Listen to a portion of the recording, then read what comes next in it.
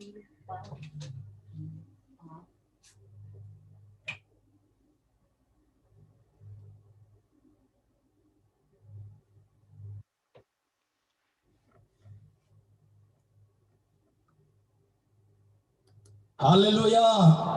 haleluya,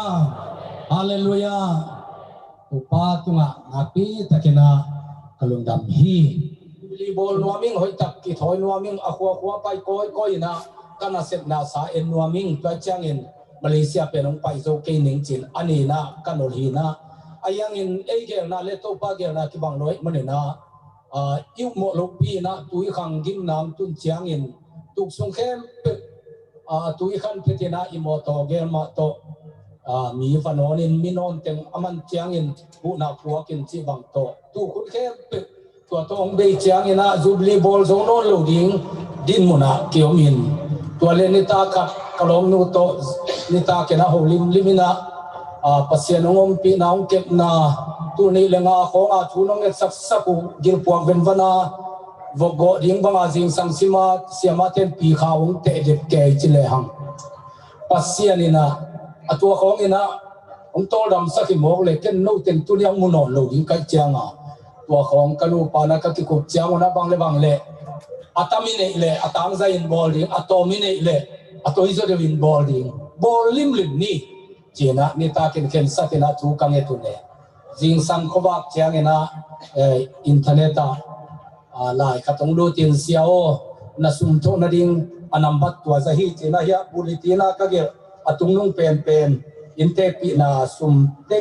teng som ni le teng gial le tu som ko le sani le som sagi le kha tua pen jubli bol te ni cha ka khen satu azing sang te aki tho khe lian hi na agong sen jong nei lo tua na jang en chi jong om loi manin ke jong lai khak pe na pia khia na pen man phama ma di hi pen pasian biang na ina akizan ki lian ding a hi manin china lai ka khak chiang ina au pa thang tong en jong atua bang de mo le ke jong bong khat pe ma tong en te ni china teng thu mong khak bin amao unao in kwan panin teng sok thum wal ong kha ku na tua lu anwai ai gel suk teng le ki boy lo ma mai man ka gel khaw lo jong tam piom ding atua ong tung lai jong dena sia thong no ong toi to hi le jong ya asajian atom na ka bor pak le som ko le ko khong soi nge na ting za bel sia thong non dena toi pen thu sa te a ke ai pakwan king le bel chin ken chin kano sia ta toi pen ana ap na le ting za ching hi ching aming pasia ni na tu pang pe na hi poi people na din se wa si re ong sikina za pen wong kina na mo kina to pa o wong na pat sak wen che thu nyen le ka tha chial siam pi teng apuanu to khuadam het ke nge lin chin no teng mai tang mu thi na ding khuan ong pia to pa le no teng mai tan kamu pen leitunga ka khan sot tuam ding hi china kain kwanu na ngai sunina kalung dam hi ong pai khem pe asia te asiam pi te abu manga ke panina aneu pen dongin ivet pi tunga to ban pang pia hen na pi te kena no te tunga kalung dam ma hi en agam lalom panin kamangil thelu tuina pasianina den chianga yan nek nang hi sak lampang hi na iki khom nang lam pia yan nek nang lam pia ko ten na ding motoni bang hi koi na ding zong pasianina thu pang pia in tulai takena in tang zai pi khasunga katen hangin kol pi kong tuluna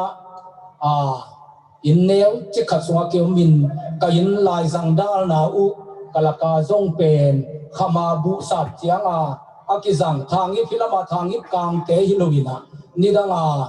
asan chu theu aham ma te tua te phel khapa holama kol noya pha abu kasan naw mun khat wangin tua pen a ke kin ka popu abang no mo jong tua tong lal zen kai diama kan saw para kol lalin tua posu de da te in kai sam naw ne lo ma mai cha pulpita de tan pulpit hi zen ke na pulpit lam jong sang fi ta hi to ka ala zanga tua thang pi to de tan ni upate wang chero khu bi mo ka cha thu ai sa kong pai mong pian mong ina zum chi zom thelo เนื้อรวยเจ้าก็หนูปาโตกันเอาเตะตั้งวันหลายตัวกินไปเลี้ยนเลยป้าเปล่ากะเวทีว่าอนุปเทลุนะจมรวยเจ้ากระตาเต็มโตนาวเตะโตกิมันมิเมตากิลุมหิน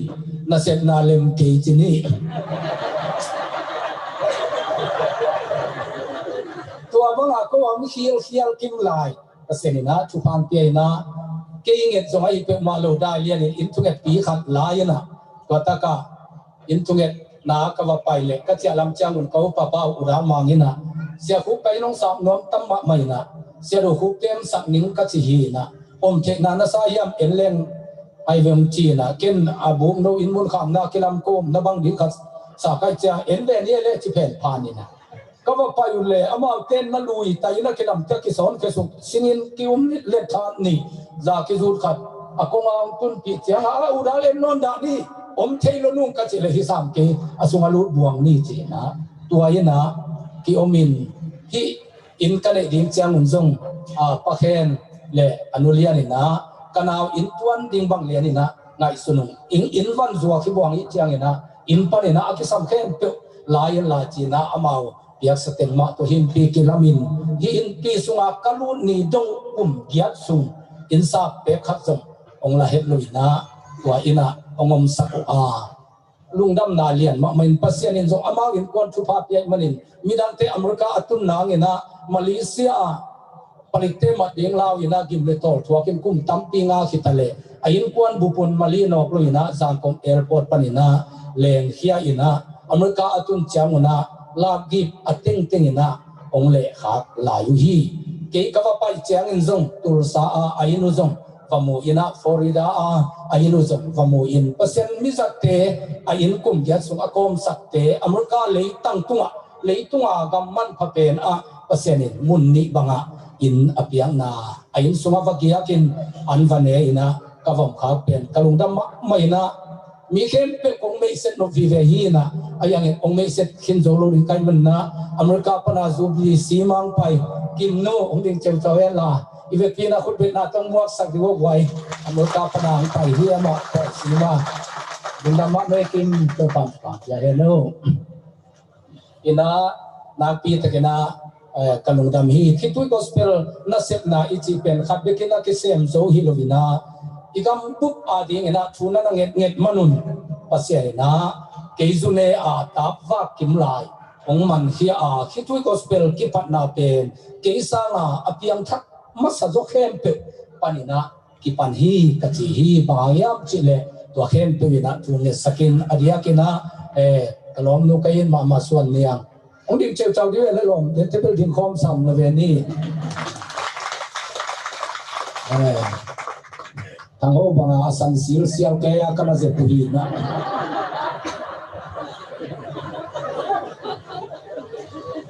เกียร์ดิ้งเบียกินอะทุกนะนักกะรวยมันเห็นอีน้องตุ้มเกลงตกเทนาลอากาศสั่นกรุงเทพเสรีนะสีน้ำมันนาคัติเนียตัวเสียนนาคัติเนียเหลืองหมอดิ้งหิงอโมกะเป็นคำลุยเทียนกิการเสียจิตเดลุยจีนะอันนั้นเหลายหิมตัวลายกลมโนกิปันินอภิยังทักมาสักเข้มเป็นทุนังเงินมนุษย์นะเกี่ยวกับเนี่ยขัดปัสยานินองมันเฮียนะตัวนี้ตรงอามานะเซมดิ้งนะองสังอาตัวเป็นคิตุยกอสเปลอากิปัจจินะฮีอิสิลวาซูบิลายบูอาเบซาเลียนโตกะซัวกุหินนิดันเตหิตยากงซัวกะอัตมซัวกะซัวเลอเมเตนีจิวลาเตนโลอาอิซัวเซเซนเลเบลอาไฮฮิดิ้งจังนะตัวตุงเบลเสียโคปีนะก็ยังกวนอินองสิงนุ่งจิมันอินตัวเล่เกินสุมทับพิจามนวมกันเจียงอินอาเซียนไม่น่าจะวักกิ่งนี่กัจจินะอีหลายบูเป็นตูลครับอาเคกเลยอาคิเลกิดเนมนุ่มจงอัมโลดิ้งดัลขัดเลียนตัวกิตัวดิ้งเจียงเจียงอินะหัวทุสเตเกียงละมากิเลเทียนจินคิดตัวกอสเปลนัสเซตนาตุเนียเตจิกับปันดิ้งเข้มเป็นอาลิมโตฮิตากาอัมเกฮีนะอัทูอาลาโตที่บางยาเสียหาปูตัวต้นจางครูเซีบอลเลนมันเสียจุนิตาเนกไตออกนิยมจิมองมองเห็นเสียงชัวไตจามาตรงไอ้เจ้าจ้าอุดเปียนะเจ้าอ่ะขาตรงเปียนะเสียกันขี้เก่งเนี่ยก็จะเล็กน้องขี้สังหนึ่งจีขี้สังเปียอันเนกไตออกกินนะเนกไตโยนักเลเวลอันว่ายาบูดอสุสขัดอากิสัมดานีนะเก kena tua ni lo kai cha song kau to thua pa bul le song kau to pulpita dingam sia do khub lo adang lo hi elong tuaทุกอย่างส่งเป็นอันนี้ทางดังแต่หัวติดเตียงลังก็แค่ของก็ค่ายหางตัวนี้เป็นปูพิษสังอินตุยภูมิดาราแกนป่าเลียนติวไก่เวียนสองเก้าเลียสักเลียนนี่นะตุงลำเต็มเบ็ดกิมุสักตัวไก่เล่มีเข็นเปลุงไอ้ยากะลงปัสยาเข็นกุมสมนิบา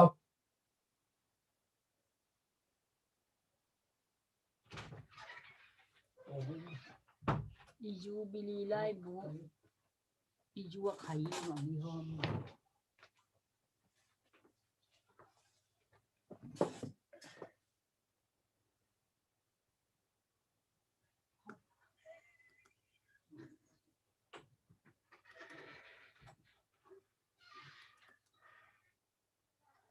คิดว่าปีกะล้มป้านะอามาสุมบอลหินมีเข็นเปเจ้าคิดเจ้าก็ตัวสุดเต็มนั่นโนเสร็จปนัยเจ้ามูลยานินจงอามานักเข็นมีโม่ด้วยเจ้ามันใส่ลงอีที่เป็น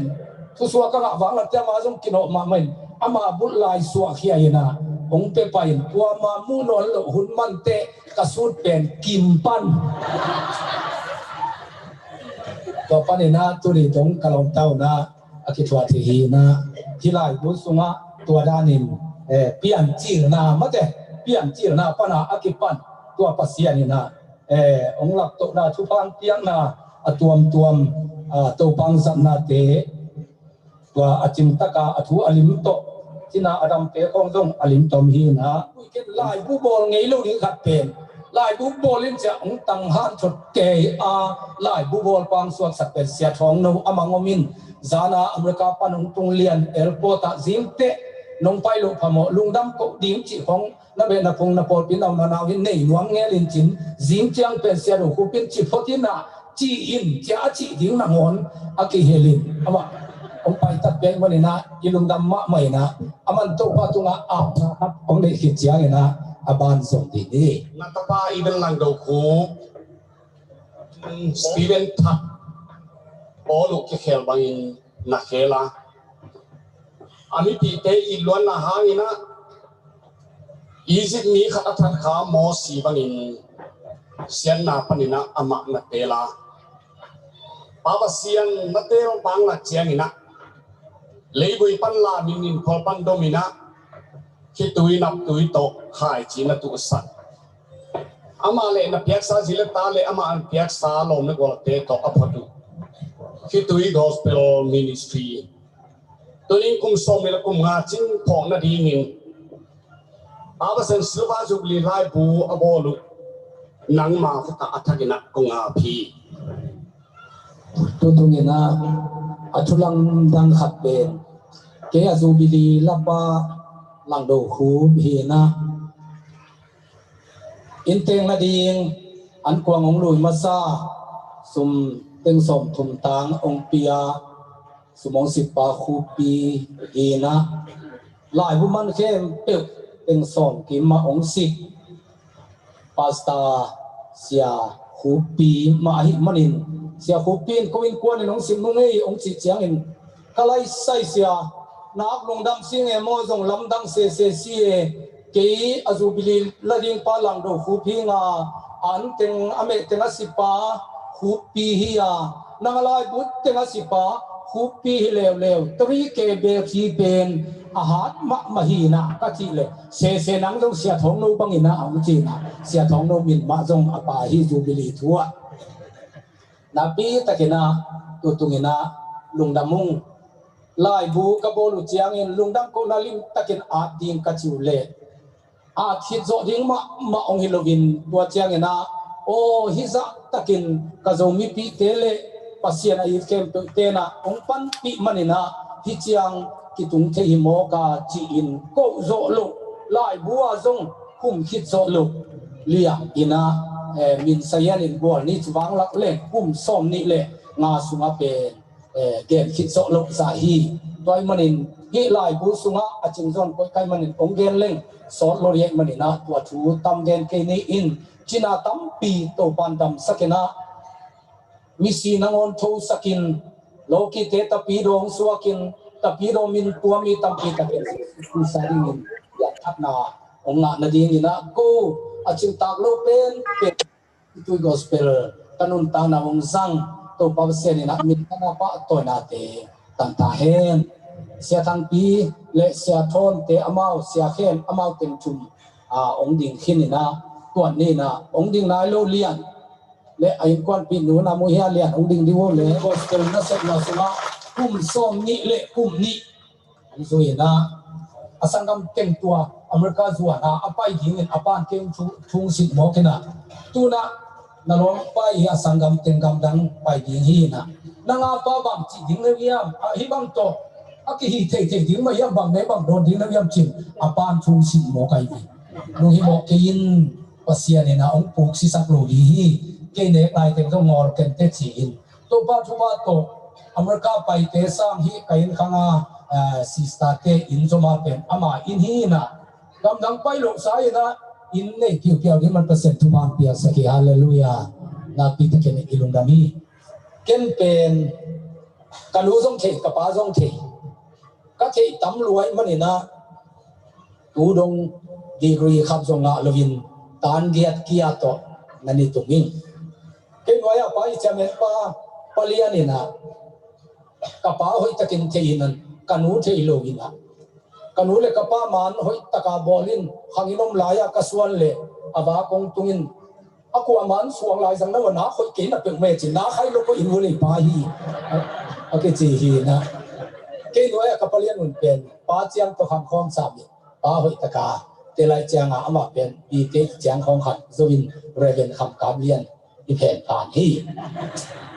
pa luin pen aman nula termel lo pala termel lo ai manina pasian in ke ben taga te pasian hin chin ide ka taga chia chia ti hianga ama aga pade pa pen to pa thu ba to tu ni le li ko men ben lo pa ne na mt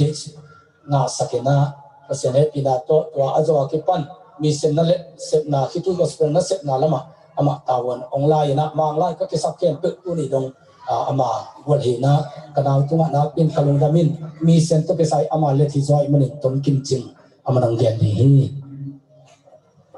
tuli kumina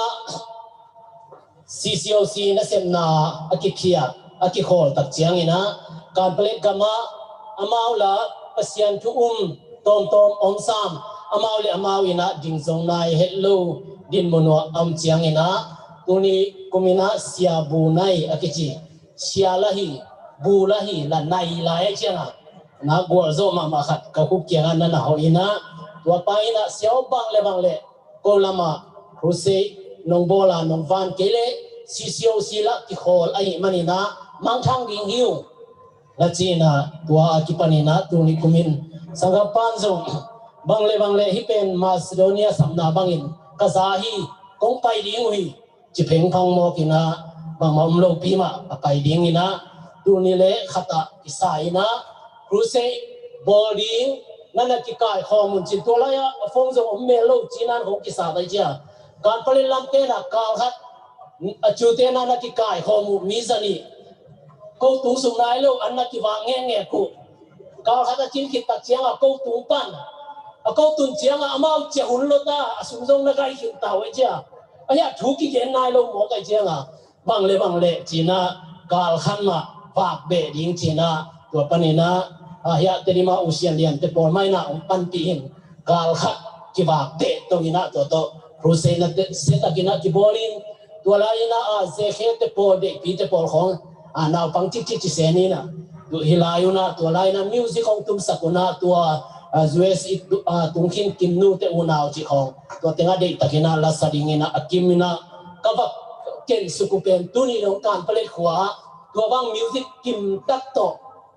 biang lang gen ke kini leitung poiso omnai lohi tua ina tu ni le khat kumina krusena seta kina va bolin tua kita chiang in KTBA akichi kan Plate Township Baptist Association te ina tu pi na nglewa bangle mission nong puak keule ko his zolo ka hi manona china ongin na uto kisuina tu ni le khatina mission puak ding vai ki vai ho mina tu ni le ni kipanina mission puak kipani tua hina akum kumina ngen zal pakile missionary te itam pen kumni ta hiding china kichang tana aki ap sa khatina min sian na ane ke buang le kumni pelo sen dinga kumni asakit chiang ina au lai le se thei lai au non ke le to thei chi to akipai kumni tama aki hi suk pen tuni chiang atam apai suka mi som sagi le giatin sen kini ina tamasa mi ko ina semina tunile gupan chiang ina som le thum mi som le thum ki kha ina tunile gupan tunile giata som le ni ki khana tunile giat pan ina tunile soma mi som ki khana tunile som pan som le nia kwa ki khaina tunile som le ni pan som le nia giat ki khana tulai takina nga ki kha hi atomina tua dan hina to te tua hulai takina kan plate din mun pen baptist tui phum pol pi pen tu ni le zagia le som gia le giat mi malina pauna tua khitak te tapi ro ve pol dang khem pe pen tu thum le zasagi le som ne ni khaina tua khitak chiang ina buddhist pen tu li le zakwa le som sagi le khat phaina loki chinina amao nat boda china nat labia boda la zui tua nat boda pen tu li le zali le som li le gu haina kan palet milk gom vet pi pen tu som le tu gu le som ni le nga wong lai na phawi tua hulai na ajin nunu bang chiria isiat ge na heloina bang chiria leitung ina amau thei khalowina amau zo leitung thei khalowi amau om namuna nuam sama ma ina amau din mun to lungkim ma amau bang tanani ama bang tan sam chi te zong ngai sun khalowuna i video Khitui gospel video te imu zer dan mau aking e hiloin tua dan hi pa le hi tua hina Khitui gospel ina misena i pok chiang in khatna Jesu khazi gum pa hon pa hi na tel takin theina guphiana anga na dingo ni na anun ta kho sang nau akilak sam theina ding china nam ni ina kikal suan pia tua hi tak chiang ina Khitui gospel pol pi chi tu ni tan amlo ma bangina imisen na sem na zong khamang thang imate tua pol pia na lu tin chi om lo ina amao om na ai ke amao lungut pol pi pia ki om sak hi tua bangina ki sem to ina tua bangina iset kom ba in zong amao din mun te iba phak chiang in man hong ba zai video ba zai ina website tuam te kha agency tuam te alakina tu ni le khan miseni ki patina kan plet kama NGO kichi khat zong aum lo UNDP chi te a kipan UNICEF chi te a kipan aum velo pen tuina NGO na tamlo ma ina ei bagjan media pana ina semna tungton a hi zongin atuam panina semina leitung ma lampan in zong ku na tampi tak nga lo hi pe tham lo ina biang na lampan in zong sisio te to khi tu ni le nga chiang zong kuaman ta na pu au mel lo kim lai tuina pen biang na lam kim panina ta na pu na sema ma ya buddhist te zong hat ma ei Christian sunga por tuam te zong ki han ma ina imun ding bang kitu pial i kham liang ke ina ta ina nam khat panina khamang thang kan pale gam ading ina tampi imat bana leitung si le sa khan tong na tampi ei tung ton lianin ei khuto atiang lian lo ei hang ina tampi na iet na pi takina khan tong na uhi mission na set na missionary puak i na to kisuina leitung mun tuam panina hi zongin kolgam sung pana hi zongina thu mi tuam te ong pia khian na to kisem hi mission na set na report kisam hi manina report ingen na tung to ni na khamang chang tu ni chiang tua za man hang chi ong puang lau akisim to pen tur ba he phai na pasian happy na to mi thakinga zong lungdam huai hi tua ina tua bang isep kom kala khata bang gele tu ni le som tu ni le kwa tu ni le som kumina zusakia na pi tak tum dola ina iwan ji cho bu cho hongai ma zong zol le nao andu gil kial pe ipupa khang pana ipat ingei na I chimo kina zusakia thua ku hi chi pen I kolgam kum pi ma ni atin le tum pia gen nuam lo yuan ji cho pangia tin zong tua ipu pangai na hi lem chimo izon pe andu gil kial pe ingai na hi chi hiao wai chianga hi lam tong khat atua khaten ju sa kia la ya hu na ngai ne ai ama anga be lo chiang ina ki tu gospel panina nak pi takina ki putina ki pusakina nunung lam chiang ina hu na tampi tak nga uhi to ina dena igen sam sama bangina ni le puana hi songin ai kele in si ka ngi hu zo te hu ina to bangina ilam sak tampi zong oma biakin emin to ilam inni khong om khinin atung si kang bet isik chi khong li lenga omin ahu na ding sum alam na ding wa ihu sum lepa ipiak zong akilom khom khan ma khom tai to bet thang lo ina le tung lam khan to na dinga tuine ding hi zuen di pi te piak dan ma lian ina lin takina ipiak sak zong pa kon khuwa hi zongin to hi tak chiang ina adang khuwa por khata zo isep nga to bangina om hi into kita chana tukum tulile nga kumina amao kan plan mission for Christ china KMC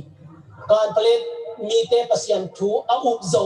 kum som nga chin tua poi bolina tua sakhan teng na ejo kitui gospel ina mission kha pen tua sakhan teng to kit zuina holding hiang china ngai sunna tampi kom kala tua huna thugending ina kau sedang kupas pengsa ujian ina kau nauna bapai sukina inte pina Cialpi khat sial tal kolma ma sial tal pi kasi nai mo sial nu achi hilo tua ivan nei bana to tamai ring sakanteng ding mission te dong missionary teng dong Cialpi ring china kangai su lai takuna kan pale damaring ina anun tang na anapia vung khan kham pa toina asang ding ei saklam nyau pai zomi te khat zong ti omlo pa ina to te kan pale gama anak na anasem nge sia manu terima amin mangil pakin tu anu zong pa to na piau asang ni omlo siama len khan to ina kitui gospel pani na mission ipuang mana kitui gospel te ina atua ling leng asan ding amlo te zomi zomi te pusa ina ei saklam zomi te pusa na ong chial to muna pakisan sakin to kita chiang ina vung khan kham han ma zong lo pa khong in tu mina na om go tak chiang ina kitui gospel missionary te kya na ha zerun china ke kapai chiang in zong pa ha pin thung na khong ba le ina ama ong gen na apen saklam zong mi te tuwa adia kin te din kampal te tuwa ka khasiat na u zong om lo wa ko ong ngai ma hiu tua hina no hang tuam to ko lam nong lo amanuna ko alulu ina ong ki thei mo bo na hi manuna ko pe hidin mun atua hiu CBC kanu u ahile ZBC jadi mi te be kapau na hi kului china tua hang ma in zong ka the khial ke le ZBC ma kan pale pana hon khat pa ina hu na vangen ke hu CBC te kapau le no kanu nu le pa khen the om lo no hu ding hu china angen ke zong om na ama tua da ni na ei pen ahang tuam to en ama ivanusian hangina ei ong lunggur ma wa ei pau bang ong pau ke yuna ong lunggur ma na ubale ibang ina kitui gospel missionary missionary ipuang na sia khai ka mual lum te anu zong tua tenga si ina tua tenga kifu hi tua hi te ibang he pe siam taka vanusian ding china ingai su tak yang in ya panin zong lung len wai le amao zong ong ngai lai ma nau no kitui gospel te ina bang le nong zok lai ke ule no pen sak le khang ki zom na suak i manin kan palet te le sak lam te ki zom na suak i manina bang le ong zom lai un achi tak chiang ina tu kum pen nga ati ko la hi na mai ku chiang ina i khan zo le khan dinga bang ta hiam khan zok ki ding ina i misen na sem na ati ko la hi chi atomin ong gen no mi to hina tua konggen sam teng pen dena kau ina ilai busunga achina zong akichingin kikelin chin bang ahi song ina tuni chiang kitui gospel ichi pen polpi ahilo kom kala no le pate ipan pina to kan pale gama missionary Papua kina kum som le kum li tang bang ichin to na pasian ina thupang pia khamang thang tampiong man sakin mimang thang long tampi ong kai khom sak zawa leitung lam itale kham to na lam tuam mazong ina sem na hang ina pasian in gwalzo na ong pe ma le tham lo ina amao song ong i ong ngai ma lai we manina ipan ngei bangina ma pang lai chian ni apang khanai lo zen iom le zong apang chia ding ina akison hiang tan chia dari to ban kwang pia hem dung dam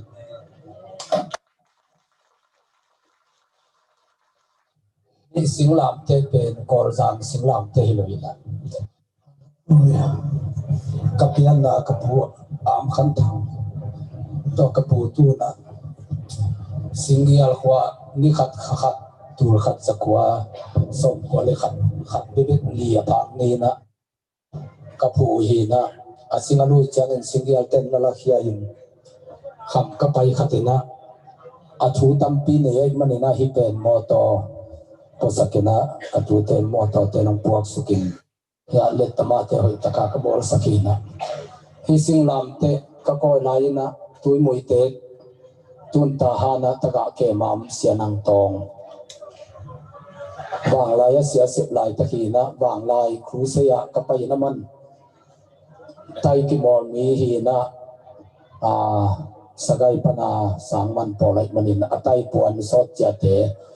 li le na nei thodin damina ken ka pon ka sok te ka bua kam pa lian ka cha to lai pen ke jong siao hi na puan na sot cha te khatom pia in puan ka sok te ka kilai na din ka chi le abolan ne asuk gyal a hoi khatom pia ina hi singlam te ka phu niu na ka pu le singyal kho jam to amau thungen dang teng a khol hi chiang en jong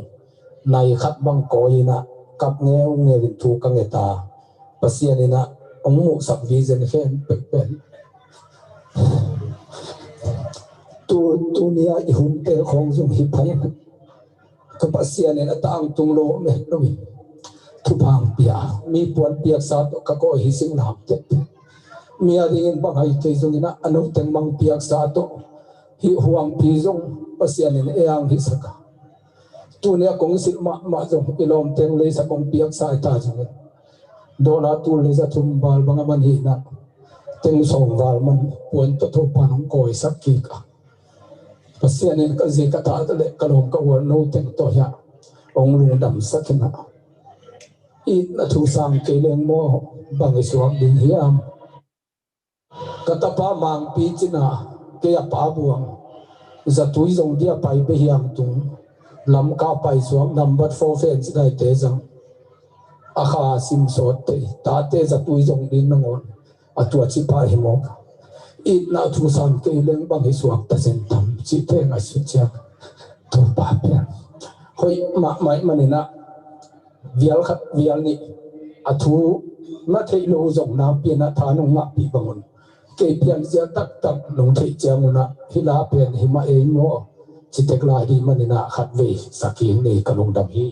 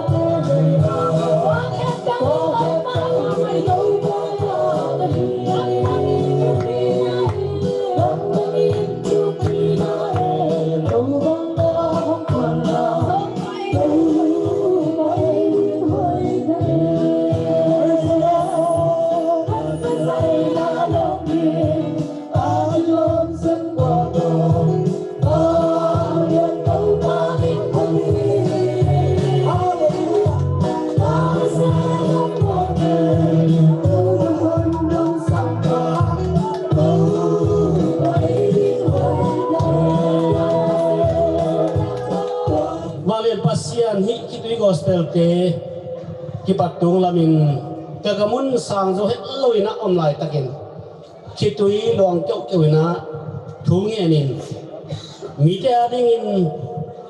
kanete china kamal min tamina Khitui gospel china minin anei suwa eng PASIAN to ma bangin tunina Khitui ga umusakina zawgam bekilogin zang kama kol kama gamdang dama khamang thang tampita Khitui gospel na sen na panina tampitang tun nang makyang tun sakme to Cialpi kalom pa na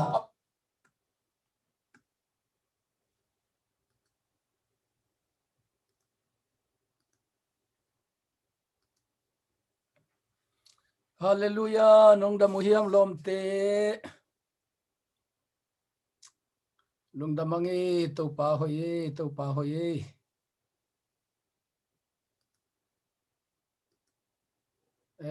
jing pha khat to pa na e teng nga sakki kai manina I lung da ma e tunin zong to pa kamal holim khom ding hi hang to pa pen ongom pi ong ton pi to pa pasian hi dena video it phat na la sak na I na thu sang ke leng mo chi ngeu la sak na te phat na luang khom te I la te pasian sunga ilomit lom pum khotang sia pum khotang I la phua te izak ting I worship na zong hi sak pa ni jing sang biak na kipat na hi sak pa ni na ken thunget na kong nei hit chiang na I hun zom to pa ding hiang ahang pen tu ni pen ni pi ni hi na den te e biak ken te ka zong e on lai te ka ki khom nom di chiang na ken thunget nang nei ni nge to pa wa len pa sian lungdam ma maung na bol sa jing ni thakong musakina tunina online panina kait ka ngai teuna ong nu sia hi chi zong to pa kasim kha u a hiangin nang main tu zinga ki khom the dingin ko ting hun pha khat nong piak manin to pa kalungu dam hi ko zong a hoi zo a pha zo agina zo hi tuan lo na pi in na he pi na ina ong ke min ong chingin tu ni ina nangma phat khom ding le nangma zong khom the ding in hibang ham phat nang pia pasiano nangma tunga lungdam na ka hong ko hi to pa alam dingin tu jing sanga ong ki khom na ta te ading ina nun tak na ano suak na namin tan na kamu khiat nau hunnuam hunman pha khat nong suwa sak ding mi kim nong lon ding lungulin Jesu Christ minina tu kong ngen hi wanglian kong bia kapasiano amen to pa hoi ma mai lom te to pa hoi hi kwa matekina tunina nam na gam tek panuna chidam sa ludam sa ina to pa hoi na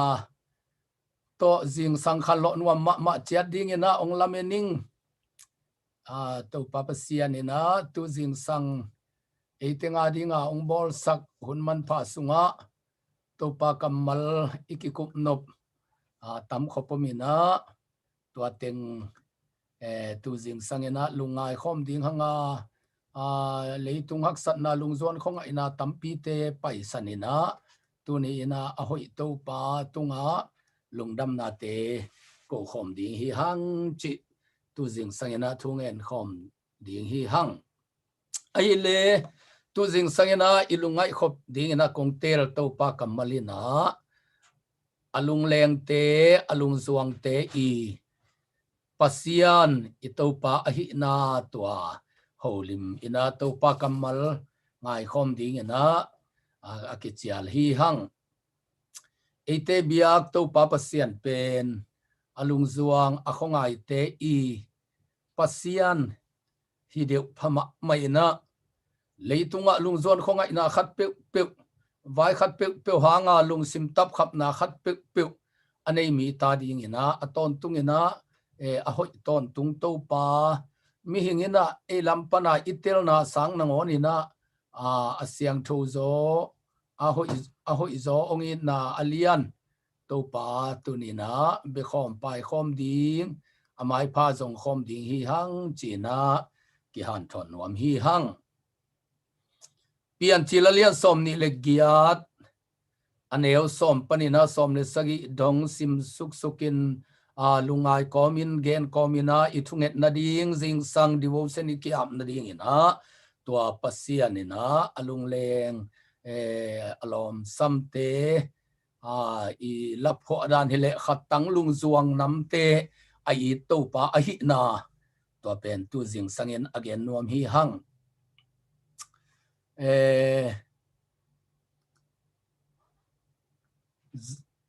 Zakopin Berseba Huanusia in Haran Lama apai hi ama mun khatungin ni tum hinahi manin tualai a tuazan agiahi tua muna suangte khat lain amain lukhamin zanga ai mudingin tua muna alum sukhi ai mudingin tua muna alum sukhi utenaute zakowina in kwan sung buai na neina unaw sung ki khasiat lo na setakena atwa manina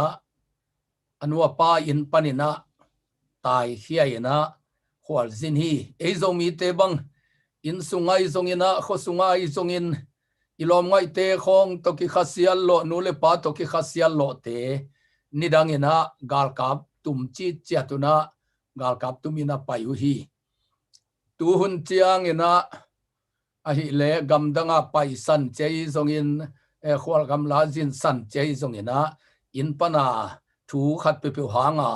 khasia khwal jin hiya mi tampi ki hi zako zong aloma gwal tunga khasia apolam mi te tunga khasia hilowina in kwan sung unaw sung ki khasia lo na hangina in pana atai hiya mi pa hi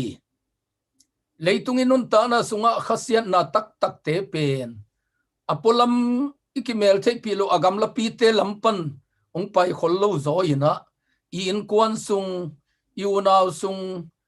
sung ta pu tu i khopi tuipi chi na ina sepi chi bang na itaka ikizopi in ma teng tung ton ina khasiat na ong piang bai hi to hina agam lapi khata te i ong mo sak na chi te khong pen thuak nop thuak bai ki sa zo ina ayang in mi hing te na in ma te to ki ter khial na pen ki pola ma ki thuak la ma hi toy manina zako pen apolama gal te na ado atha soma building neilo alung kham khathile ayinu zuanina tai wing ding hi khosunga tua sia hile ayinu zuanin tai dinga khodanga tua sia hile akhwa zuanina tai ding hi ayang in zako nun tana pen ama adona kem ahong ding aupa esau to kisayina buaina ai monina unaw sung buaina hina galhat sahat tuak le akem ahong ding pen to ki khasiat lo na ongom chiang in sunga khasiat na hitai monina building non luina in polama tai hial lo phamohi toy manin tu zinga thungai kha khem pewina tunia gamdang na tun nai zongin khwal gam khata na vom nai zongina ahang bulpi tatak pen na in kwan sung khasiat na hang zong hi thea na kho sung khasiat na hang le na ngai ma khati ngai lo thamana lom ngai na hanga khasiat na te zong hi khate ding toy kele sumle pai supna bai na lian pi tuakina na lom na gwalmaya kampau ngam nol vin haksat na mai zum na thuang man supna bai na hangin leiba thang ba tam nei luaina mi mai mungam non lovina buk na komina pusuakina khwal gama ai zongin gamdang donga ai zongina atung suak tampi yom khading hi ai zongin tunina ken kongen nople tha kong piang nopina ipuswa na pen bang thu hita se ma le ipuswa na thu ahoi lo ahi phial zong ina ipai hian na thu zang no pin zang nop ta ke le ichi mo lim le ahongi to pa khat nei hanga ilung simatap khap lim le ahongi to pa khat nei hi hang chi pen hagal le Samuel tunga muthe hi hang Ismael tunga kachina sorry Samuel chi khaingina hagal le Ismael pen topa kam chiam na pana apiang hilo wai manina apai hiau hia tua ten geli ki hol khian na pen topa na hol khedi nga zong asol hi zoi hi Abram tunga toina tua nu ta te pen pasien kam chiam na banga apiang lo asuak lo topa chu chiam to ki tuak lo gam lo adinga ki tuak lo ai manin topa ma mai na hol khedi nga asol chiang ina Abramina pusu sak a hol khia thi na toy chiang ina lam khata en ni chile hang kam chiam to ki tuak lo nu ta te uhi ayang in tua hagal le Ismael kam chiam na to ki tuak lo in sung pana pasien kam chiam to ki tuak lo wa ki hol khete nu ta zong gam la ka chimo ina tuidu gilkyal dang ta kena ongka ngeu ngau ta ku chiang ina to pa pasian ina tua ka na o zamo kina achi mo na munwa to pan huina alamet lo nau akeu go gam pia tui phul sakena anu tawna tui do no hi tu jing sang devotion thai lang na dinga ka dei pen in pana na pusu ana pen thuai zong hi khathei ding thuai lo zong hi khathei ding na pusu ana thu ahoi keita zong in bang hang to na pusuak zong in tu jing sangong ki khoma ai ke le hi online pana nangai ki ka hi salmon na zak pe chiang ina nang le nang tha na lak ding kong de sak pe ni na ipusu na ahoi ke zong in ipusu na pen thuai ahi ke zong ina alung zuang khongai lung sim tam kham te to pa om hi chi pen lim taka na tel ding in than lak ding pasien mai na zon ki ding ina ito pa jesu min to aki han thon nuam tha aki penuam hi tunia igen tegel pen apusu na ahoi lohina siangel leng zong ama mo na ahi so ai kele pasien kam chiam to aki tuak lo zote na hi atak takena za ko bang zong pen apa a khem hi na lai seng thuina na nun na pa za ta kin a chi lai takena aman pen apian na pa khem dik dekhimo kena lam khata en le hang za ko pen pa khem pa hi to pa lam panin kam chiam na zuina thu pa sang pa hiang ina ama khan te zong ata te na nak pi takena ama pa khem sang in zong nak khem zolai Joseph si chimo kai manina zako nak ka ma mahi toy manina zako pi tang thu ilungai chiang ina hi zako pen khalam thu igen maina in kwan chile sa thu gen masan waming lim patakin apa khem khamo kai manina ama khem na hangina apa kap lohi ayangin apa khem khai manina pasianina ama tunga athukki takte ama khanga zako alung sim tam zan hi bangayam chi le ngai chi taka angai kum som le kum li athalo racheli ta hi na atate ve lakazong ai tuam de ngau azi ina Josephi anaupa Benjamin aswa chiang ina azi Rachel pen now so na to si ai manina zako le Rachel angai pen sawi pi ki teng man lo hi ta ni ani now atani na suakina Rachel si hi toy man zako wina kum som le li tangial athalo ngai chi taka angai pen to ane hi na taka hi son ai manin Joseph pen na ki tuam de wina apuan di khongjong atuam abol sak manin zong asangam ten haza a boyna apiang a hi tua hi le Zakowin apa akhem thamanina ama khangong tun chiangina atate laka ai pen angai pen hangina lungsim tap zan na lian pi thua hi atapa asitatak sai manina tua Joseph hangina kaphi utenaute nule pa khem pen ho het lu hi chi pen hi tang thu sunga kimu hi pasianina khalam to kisayin amin nangon lai saken Israel tin min thak poina khalam sanga thupa piak chi takina piaina tuni dong minam khatina dinga khalam panbel thupa nga hi ayangin taksalama akhem apa hangina taksalam thupa pen nga lo mokina zakawi dam sung teng pen lungzuan khongai na to kidimin asi kwan pet ma te Josephine Egypt gama ala khun sung teng asi kwan lungnom na ding ngahi toy manin tunina isalmon pi apai mayina amasapen penin na insunga omna nule na patun kum thakdi tai manina nule patunga kumabe mayin kum khaton tunga na khasiat sak na pau pi khial na khem khang na zako bangina to te khem pe am khate pe nule patunga hunlap lai na manina kumabe mayina nule patunga mo isut keile ei khang changena itaten ongbol ki thei chi pen za ko tunga mu I manina tua tunina khalam thu igen maina itaksa ading ki han thon nuam hi hang za kowin apa khem khai manina ama khanga khem na lian pi tua hi toileu ten autte igen no pen gen tani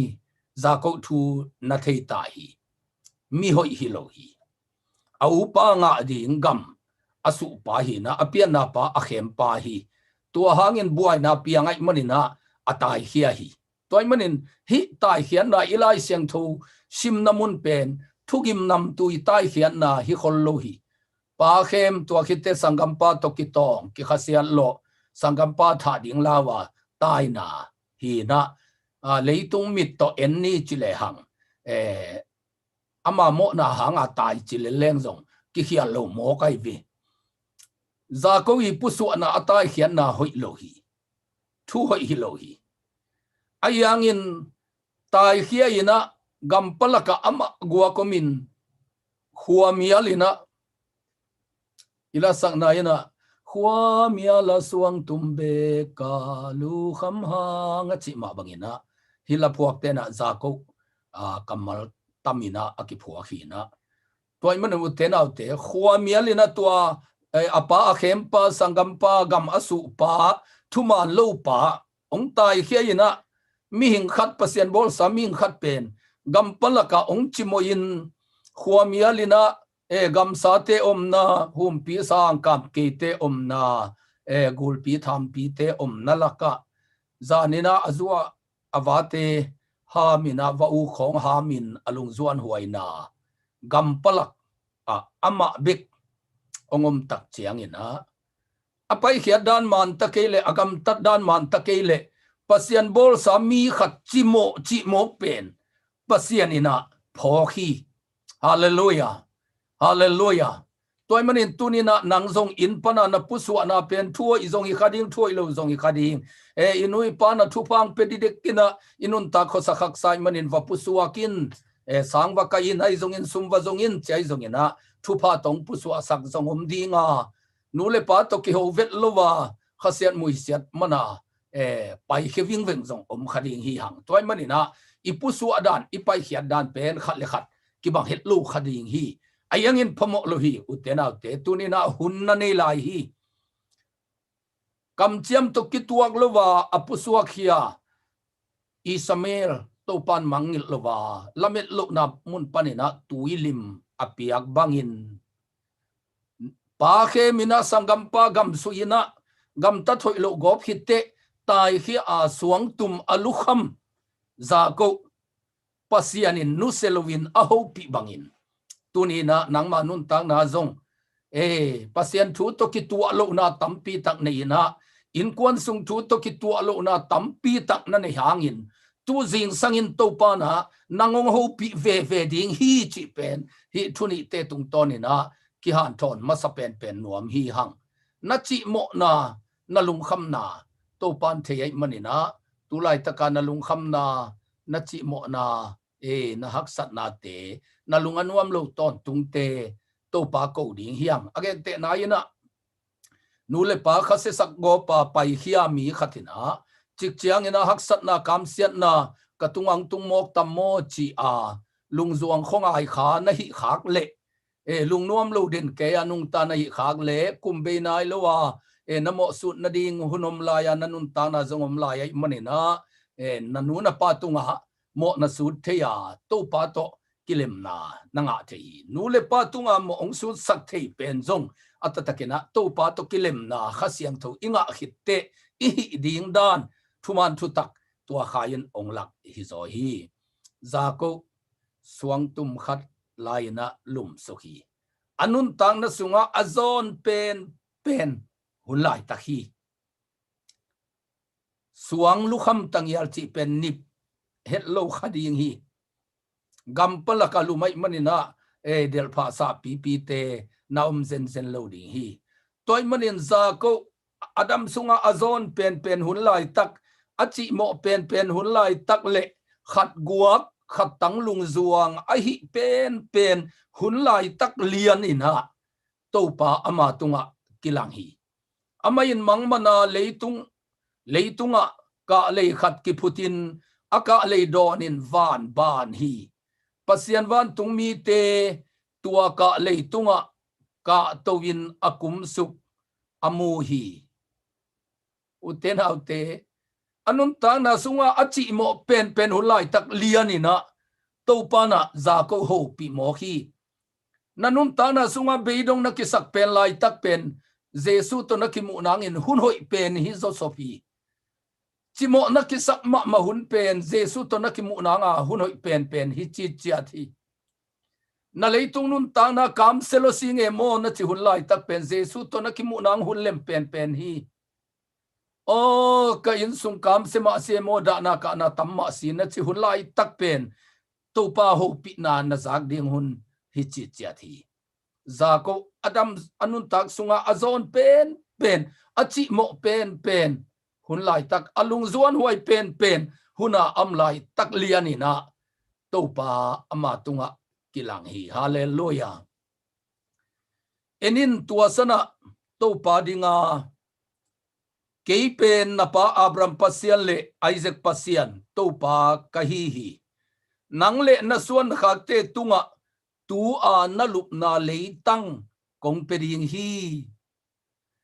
chimo lua zong lua kisa a suang tum lukham liu lewa alup na le tang kong peding hi chi na achi mo pen hulai takin to pa kilangin achi mo pen na asak pen na leitang anga ding ina to pa ina kam chiam hi na khasiat na pen thu pa nga ding hi te gente na ina in le lo nei lo vina in sam na pan kong ki hol khia ina in va ya na khasiat ma le to pa pasian ina na chi mo na pen na nga ding hi cha kam achiam chimo taka na lup na leitang ong pening cha kam achiam to pa hi mo kai munina again te na ina in sam na khong panong ki hol khia a in hangin na lungsim anat ma le inong peding hi le lai vi hallelujah sumhangin na lungtang na ma mai leiba thang ba hangin na mai zum ma mai na khosunga jong wa ngam lo za a abu chip nun ta na khat sumhanga lungtang na tu le pasianina sumhawang siam ding leiban mana sumhanga kilung kham hi lo sum tampia nei ten jong mi le toy ina alei toy na ten penon lo bana te khong in khem chi khong jong mi te banga zon lo tampi ta khom ina sum nei phial taleng jong sumanga lung kham na ta lew sum to na ise pi te thuman lo na hanga sumanga ilung tang nat na kana isa amok na ne mo nang chia I khasian na lew sum nei lo mana khasian na zong sum nei mana khasiat chi taka khasia he lo mi bang that nuam za a sum nei thamana lungsim top zan na zong lew toy mani na bang hi zong ina na lungsim top zan na pen suma hi le nalup na leitang chimo lup na leitang apepana nalung sim tam zana nalup na tua thu pen ma a gwal zo na ong peding hi uten autte man sama maing ke i lung sim kitap na le kathuak le pen bang nu le pa ngai na hi mi ngai na hi kanu le kapa si hitte kaugal ka phi na akhwan ong chia kapa si vui to hitte akhwan be ai chang ena ama akwan ki ding ena paya tangwal tuak kaugal kap sunga kwan ki dia paite ka khomwala ki ko ina naw ka in ki ka zen hiung ke pen ka sangam te zong ngai padia kanu le kapa zong ngai mi angai ma hing tuni dong zong ke guak kam te kalung zuang ina mi angai hing i covid 19 zen zen kele jing sangbang ka tho chang ina pusua khian pasian na ka se pi sia teng niang tu yong tai ni ngeng pai wo wai tu khom ne cha ka zo thi na mau anga zo lo zo hi keleng jing ka tho simina ken ka holim pi ding ka na se pi pasian na sem kol pi kho sunga sia te evangelist te jing sang sima zon koi kai vi keibang kalung sim tap khap na pen mi hang hi mi ngai na hing ya thi nu le pa ngai na lom le gwal ngai na sangam te ngai na to akap ngeu pa himok kai chiang ina na lungak na leitang ong pening achipan ke lungak na leitang pen mi ngai lo ma hai liang aka na ai manina tu ni hun chiang ina to pan nu le pa tampi ta kong pia hi ilungak na leitang ong kipeki tak pi hi keibang mi hingaya lungsim kitam leitunga kalungsim tap zan na pen tu ni dong mi ngaya lungsim tap zan na hi lom le gwal ngai kanu ka pa ngai ka sangam te ngai pasal to pi aging nangona mi ngaya akapa hi toy manina ilungak na leitang tek ma to panong pia manin tuina nu le pa lom le gwal tampi tak to panong pia kanu le ka pa asi bayang ina te chi kapan ton tung kum giat bang nuam taka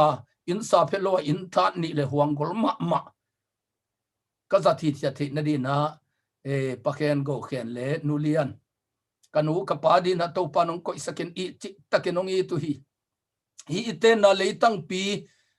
ani kumlamina ong nu seta pa khup suan gin zapana atamzo the dina ngayang lai ching no i apa ching no teng pia hi iten na huang pi pen nu le pa i chi pen in mun lo ga mongguan nu le pa hi na ke pen nu le pa nga ya hai liang pa kai manina kalungak na leitang ma to panong pia ina in mun lo ga mongguan ding nu le pa te pasianina ongguan mo hi tu ni hun chang ina to pana thu phang pia hi utenaute to hi na te chipan ding tampi tak to banga ong hu omina kanun tang na sunga denai chi ma bangina nu ngai lu nu ngai na la bang ka phu ngau ma bangina tu ni tak chiang jong te chipan nang ne in chin tu lai tak Australia phata huai no nu huai man huai tua bangina ya isteriu in that ni ama bebekin ong lam saksit setimo kina nu ingai pen ong ke mong khwal dinga ong i tong ngai nu te na ta te khwal phadia hi ke pen nunga ya kitam zan suang tum kalukhap na leitang pen ke nungai na pangai na ai ma wangina in le lo ong guan ding nu te pa te ka suang lukhap pen ma tua leitang ma to pa na ke ong pia ina asungwa suak ta te banga ong bol pen aminina lo khin zo king tam ma hi to pa happy na to America pot lena uhaw pau bang hi in pi ilam na ding mission isep na ding tua imoto agol sum thalo pen tua te khong amang le sakhimo kina nu le pa ingai luan na pen inun tang na sunga ong ke mong khwal ding ta te pen nu le pa ten gam le go aguan hi na ke kalung sim tap zan na kasuang lu khap na khat tang ka kisak na lungzuang khongai ka kisak na pen ke lung sim tap khap na pen mi ngai luat ma na ai manina nu le pa ngai luan na lom le gwal ngai luan na lung sim tap khap na ai manina tua thunget na asa to pan van tung ka le ke ya ding ina ong do sak tak chang ina nalup na leitang nang kong peding achi mo manin tu ni na nu kan no lo pa kan no lo hang ina pasien ai te ina kanu ding kapa ding to pa na akiching ong pia ina nu le pa bang tak taka ong hi zo mi te sunga mi tam pi tak to pa na ke ya ding ina ong koi saka mi ngai kai ma bangin kalom ka gwal ding tampi tak to pa na ong koi sak ai manina to pa na lom tampi tak ong pia hi to pa hangin kaneu lom zongom ka sang ka pi lom zongom ka zunek pi lom zongom ka number 4 zat pi lom zongom tua chang ina to pa he pina to ka pian thak chiang ina pian thak pi lom khan gwal pian thak pi kha lom tampi to pa nong pia tua panin khan lo na lian piang pian chiang ina jesu christ sunga kha lama lom ding ta ding tampi to pa na ong pia tuni chiang pasen he pina to igama pasta te pasen na sem sia pi te in jong hai ma mol ma hitaleng tuni ina ong in thei ma ina amau it na pen ken thuk zo lo hing utenau te isuang lu khap na tik leitang to pai na kong pe ding hi achipan ong pe tak mo hi te chi pangwang lang ni chileng akigen khin zo lo te chipan ding tampi takom hi kalunggut na ka kitang sap na lom hoi ka di na khem pe ba lom hoi ding to pan ong pia hi pawle ham ka ki sap na tia pawle ham asiam lom to pan ong pia lai bu khong bang bol no min lai lam sang ka ki sap chen lai lam sang asiam lom le go long pia video khong zai nuam to chiang ena video na sep na ka zat ding mi te le asep dan ka the na dinga ong hil ong pan ta ding mi tampi to pan ong pia hi tuai manina katanaw teun kay pen mi hau pa ong chiu hi chiam nu ha tuai manin ko tanaw te pen nangbel mi hau pa ve hi chin sum hau pa hi lo hi te china kabek agol pian pen wak chenga kapuak zel agol pian bang kapuak te katanaw te chiam nu han ma mai cha abek golei sum lei toy ding hi ang china sumbom neo khat kalenwa ya kate lilet level sum ne asumbom neo puai cha katanaw te na chiam nu nai na keyong nei wa nang pen sum hau pa hi logina mi hau pa bi hi te ong chiu hi to pa he pi na to mi tampi tak sim le mala ong in ma ding to pa nong piang manina kalungdam ma hi tua te chi kong pan na ina u te naw te lung kham lung zuang taka ilup na leitang tek ma to pa na tung ang pia hi china nanga ding in zong thalak na hi nangina te chung pang ka hi u te naw te inun tang na sunga tua bang tampi takom hi tua hi na tunin zong sumalung sim na tap zan le pasian ina sum le pai aze ka jang dina na leitang ong peki dinga ina ngai na dang ta kina ina ngai na lung leng ina ina dang tang mi na hi le keima bangina to pa nang zong ina ong peding hi hallelujah hallelujah ong i ding mi tam pi tak to pa ne hi jesu in ma le chin na chi mo pen na mun zong te chi pan na suwa hi ka chi bang na za to kalup chiang ena gamdang panin dola atul tulina ve na ong kha ka siao ke pen ong thei ngei ke ni chin chi khonga mi ong ki me sen mok pen to pa hui ka saloma mai ong thei ngei ke ni te ken kong thei be hi na dam lo za ing kalung nuam ke adola tul tulina ong thei ke ni te aching ngeu ten ong khak utenaw te ni kuma ka za to lu pen bangina in kwan khatina to pana siado hu aza to lu na no in kwanina na sik ding hi na teng sagi na sik ding tua jong aching ding hi lo no huai tan pen teng sagi ong chi hi china tul sa panina pasien ait in kwan khatina to siao ong be lap zo ke yung to pa chi za lian ma ong kha kung to pa chi za lian ong kha kung chi mo ipain inun tak na te tawon ong lakdan suang lu khama zatawalum dil dela bang masem zo lo oxygen bang di ke ya chimo taka bang ma hinon kingi chi a ilup dil hun chiang en zong ipan ta wanung lamo novin kwan teng sagi asum mal ding za na ngon to na se set zaina mi nga ya kap pa pen mi te i naw nga sahi utenaw teo tunina za ko bangin nalung zuan pen hun lai tak ma nalung simatap kham na pen mun tek ma na thu panga nang suang nia ding suang lu khama na lup liu leu na mun lung zuang khongai na kisak na thu pen ma na gwal zo na pen te chi na pan king na pen thu mang suak ding hi suma khem na thua ka lung sim atam zan e zo mi hau teo phui sam ke zon la leiwa ong nei tem thu pha pia le te ni khat ni chiang in ke pen na set takang ki khemina be siang phial hi na pin to pa na tuin ke hidin munong tun hi te chung pang sak ding hi nalung sim tap zan na lei tang ma amanong peki ding hi utenau te to pa pen ilungak na lei tang chimo a ilup dil lai tak ong mu to pa hi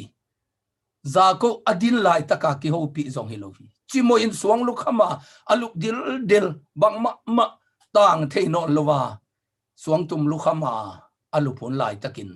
tu ni donga Israel minam khatte pa ahi pai suak the na ding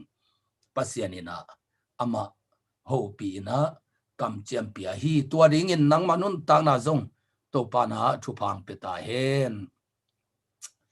na suan le na khakte leilak leivui za phadinga ni tum na lam le ni su na lam leilu lam le leito lam a nakizel thang ding hi nang le na suan le na khakte thupa kong piak bangin leitung minam khem pewin thupa anga na dingun hongen dingu hi utenaute hi pen pian chi lalian som leni aneu thum na a akigen sa thu hi na apu abram tunga to pana hi kamal ma achiam sa hi nang thupa nga bang thupa anga nang leitung mi te na ke kyang ong nen di hi tunina hilai tak isim laina enu te pa te tha iki piang no pina tunia to pa dia ipiak te to pa di nga isep te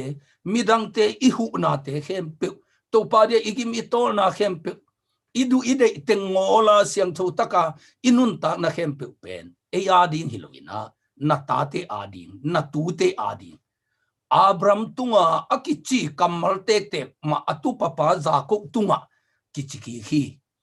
tunia pasianin nangong pa tang na pen na ta te tunga na tu te tunga kichiki ding hi mo kai manina tunia nu le pa a hi te in zong to pa mai zong tan tanina itu itate lampi ding isial sa ding to pen ama sa penina tha ila khop ding e kalungul hi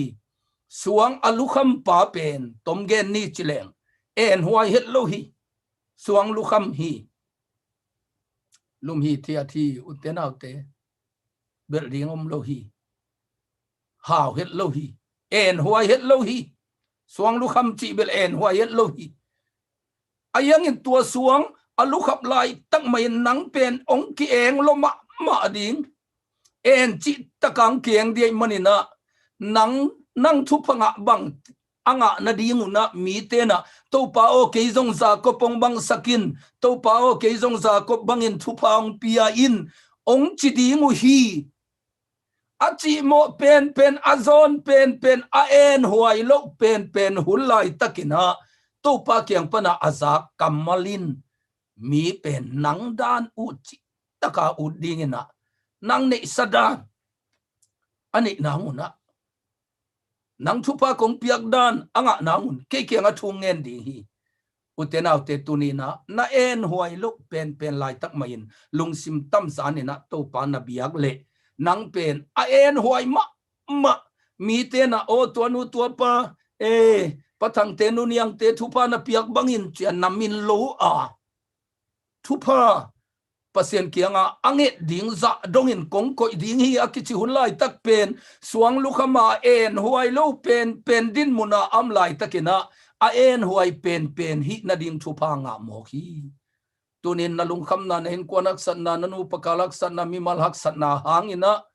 bia khonga ki pan zule sa kham te gui the number 4 te tu to mo ke la to te to ki he nem ke zo in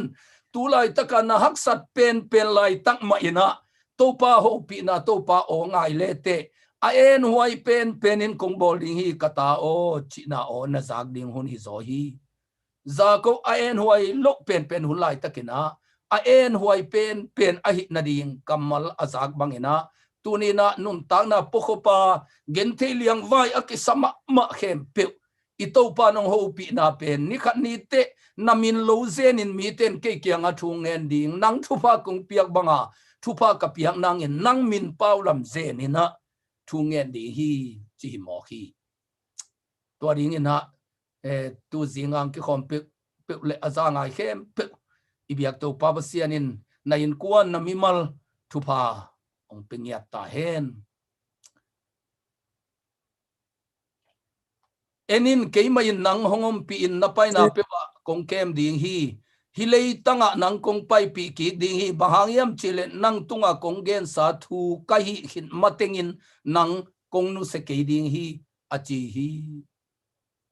nalunga neo pen lai tak na chi mo nalunga zuan pen lai taka ong ho pi nuam pasian hi chi chata na pai khia dan man hit ki tale zong ong hit pasian hi chi chata tua pasian ina ama ong ho pi na ong kam chiam na te pen lovin tang tung sak ding ing tu ina nagam na le na in na lo pa na chi mo a pai khia na hiang ina ni khat ni chiang ina hi le tang na chi mo na le tang te ka ong Cialpi ki ding hing ong kem ding hing kong kam chiam te atun mateng ong nu set lo ding ka hiyo to ni na kata o nang gwal zo na lampi ong tot pi ki tek ding ka hiyo hi suang na lukhap na leitanga ong Cialpi ki tek ding ka hiyo chi kamalin bang ken hiam chi le tulai taka na chi mo na thu pen gen ki kham tang ding china tuate chi mo a gen hino lovin ka chi mo laina tuadanin ka oma chi te chi pan na to ong nok sakki tek ding hing chi pen to pa kam chiam hing hi athi hallelujah zako kianga suang na lukhap na leitanga lo chin na tong ki chi asak ding hi leitang ong ton sakki tek ning nang amang thang ding hi keite atai mang ding hi zen keite hi leitang tek ngai pi an manusia leitanga nang ong ki chi asak ki lo ding hi to pa na achi mo lai takena kam chiamina agwal zo na ring kam chiam hi tunina nanun ta na haksa ina oglum nuamin kham the gui the to nalung kham na teng meng chip nuamina nalung sim akitom van ta zongin kham the gui the lama na chi aken la to pa to na ki ho zo di in to pa ina hilei tang no ki di hi te china kamong chiam di hi utenau te zako alung dam ma hi tua chiang in ai na panina zako khang lo hi himun a to pa tak hi keima in tua thu ka the hi achi hi ama lawa himun bang za in la huai a hi hiam hi pen pasian in lo adang hiloma hi pen van tunglu na kong pi a hi achi hi utenau te ichi mo pen ilung kham pen na thu pen van tunglu na kong pi hi chi mo veo tunia beidong na kisak lung kham na kisak ma sinwam lianga na thua khak sat na pen van tunglu na kong pi hi zo hi lung sim tam zan te pasian lung sim tam zan te a he nem jesu to na ki mu na ding hi zo hi za ko anun tak sunga azon pen hun pen van tunglu na kong pi atun hun hi zo hi utenau te na chi mo na lungzuan na khongai na khem pe van tung na lut na ding lampi hi zo a pao ong che ngei chin na kha in gup na anga na ding hi zo ai manina tua ding in zong ong kichimo sakhi kha thei ding ai manin tu ni na to pa hong che ing tu jing sangina kiap ding anga pa ong che ing na khe pungong zuan ki king na nga hita ing ông nu se ke teng tai san ke te kalung zuan pen lai ta kong te te chipan na lian pi ông pe ding to pa nang ma kong muang hi na chi le na na mu na to pan ông mu a ông the ngia thi u te nau te to pan akam chiam pe lo hi hitaka za ko le to pa kam ki chiam na pen pian chila lian som thum le ni anew soma nagen ki kina za ko wina azia ta te to atu honte bong honte to hauchi taka hawina ong cheina ane sa te pol ni in khen hi au pa e sao amai vil na ding be le phunga ding zong kiching ama le azia ta te nek ding zong kiching atu te asila te azia ta te na zoran kan ki kena gal ka sakdau davina alung dam chi takin dam akuan lama dina igen sateng pen phok chi takin phok ki kai manina ke pen na i na kip khem pe lak panin aneu pen le nana sem pa tunga nong la sa na thuma na te khem pe to ka kilom ke hi bahang yam chi le ka chiang khut guak to hi zodan ka kantana ai zong in tu in pol ni ka ching ta hi alung zuang khongai ma khatang lung zuan asial ma za ko pen asona khak te to ane isalam sa te to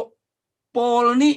e sa wading abe phung ta ding awan out ta ding ama ze kama zat ding akiching zi zia happy na to hilei tanga ong Cialpi ki ding kayo za ko achinge ngeu to pan akam chiam pe loi manina utenau te lo chin na to be le phunga ding nangon ulena wa ding nangon akiching happy na to zoran kan ki ka chiang khut bet to ka kan zoran gun tuina to pa o pol ni chingin nong kan saki hi nangjong tu zingin tua te chi apang dingin to pa nong de hi hoi taka to pa mai zonga ki apa ipa maya lim taka iki ap nak le te chipan na lian ma te nga ding hiang hallelujah e lungzuang khonga ya chiang khut bet to nakan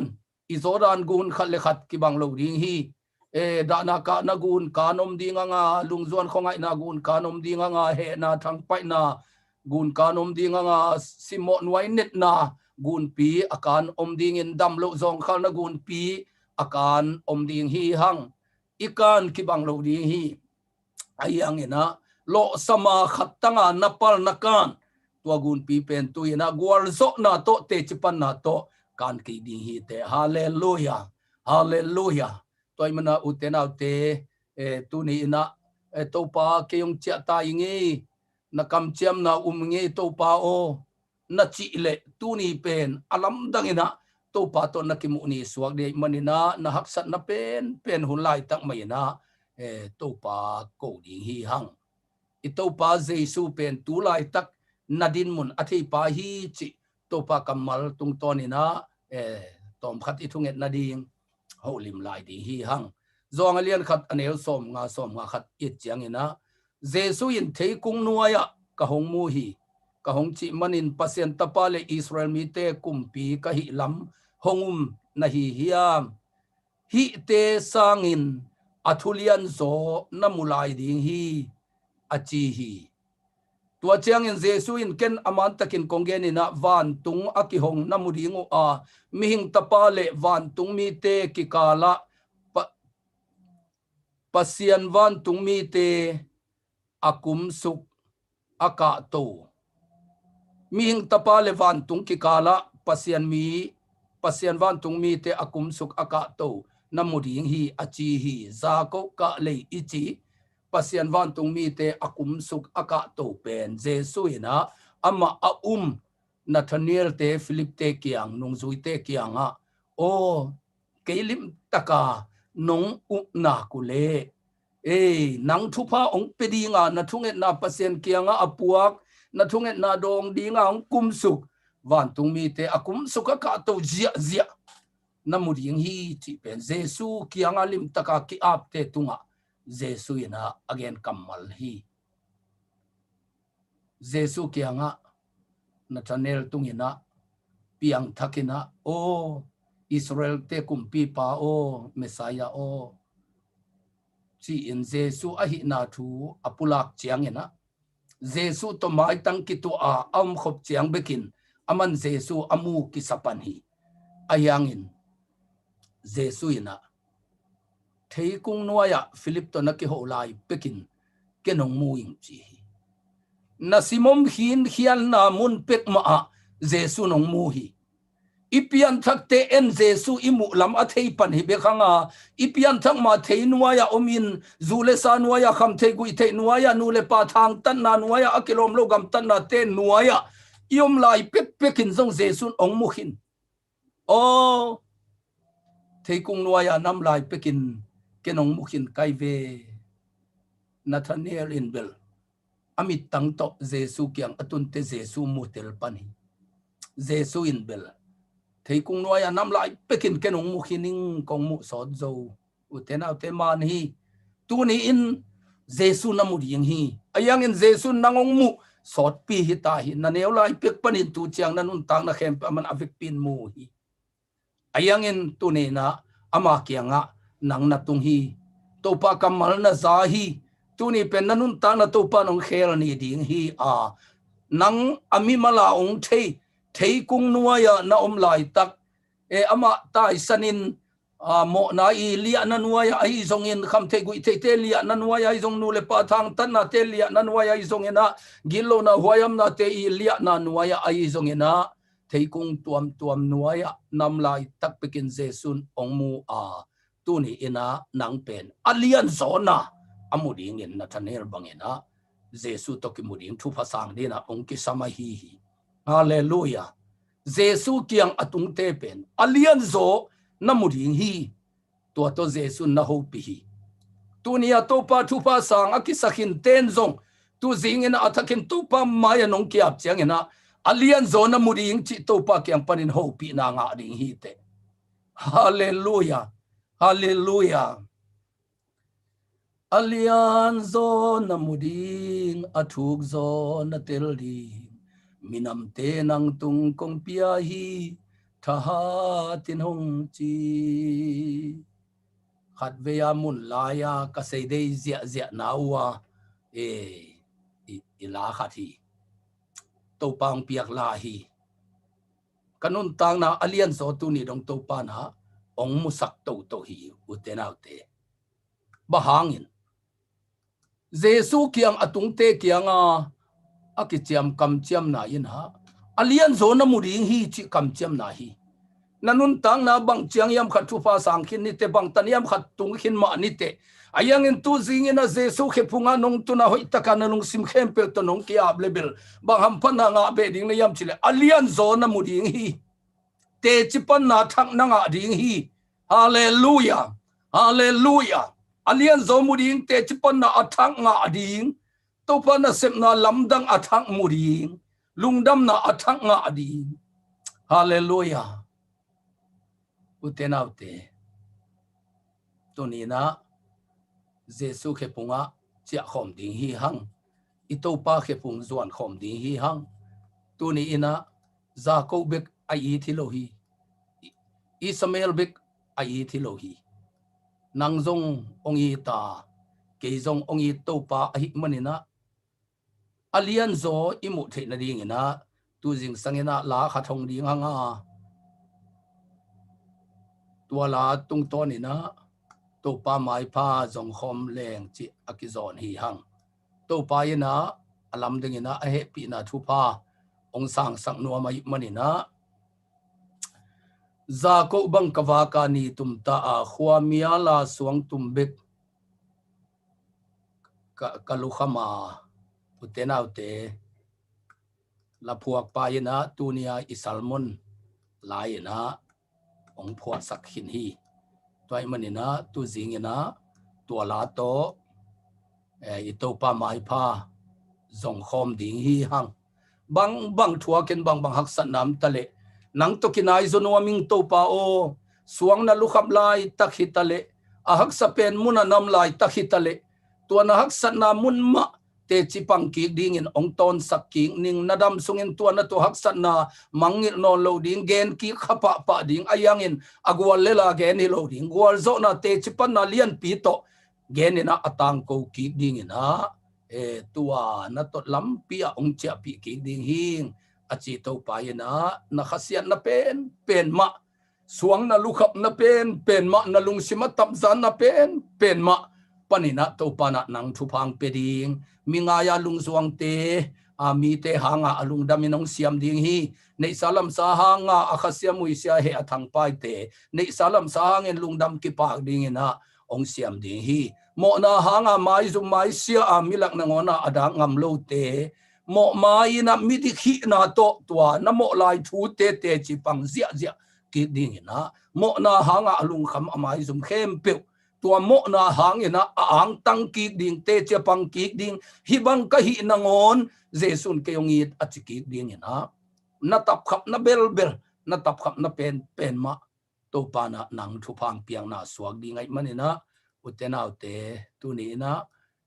za kok bang kawaka ni tum ta a khuamiala suang tumbek kalukham ham kamang in hong nai nuaming utenau te o thua khang kasa sa ding nang to nai zanuaming na thua khem pe to pa to kinai zong na suak sak ding hi hang tua banga to pa mai pha izol le tunina te chipan na lian pi i to pa na ung pedi ngai manina tu jing sangena to pa mai pha zong khom ding hanga ipana te chipan na lian pi nang le ke ong sak ding hi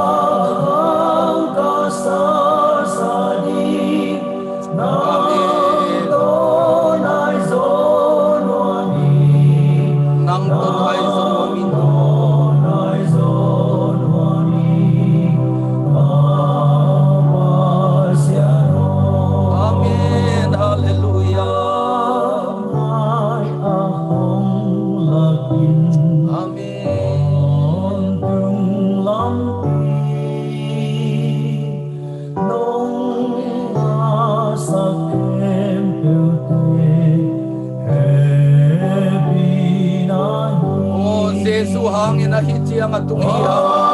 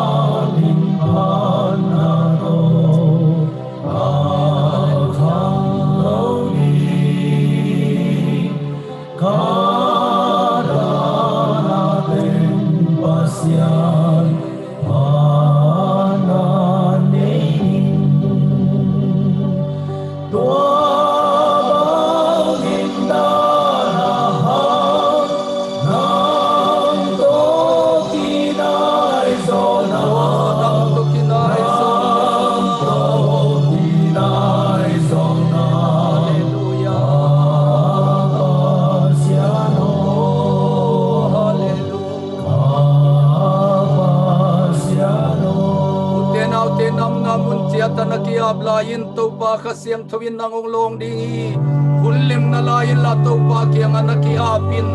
Tejipan nalian pipi yung penihi. Tejipan nalian pipi yung penihi.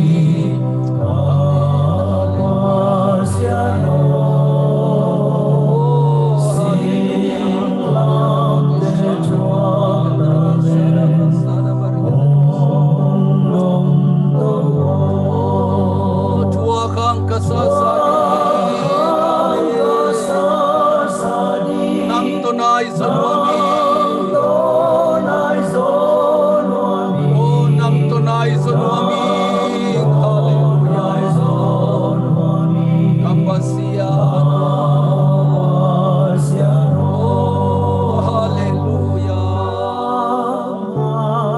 Amen. Bantung lampi. Amen. Hallelujah. Nung nga sa kempil te pinahi. Jesu he pinahangin sumite hitiang atuniang.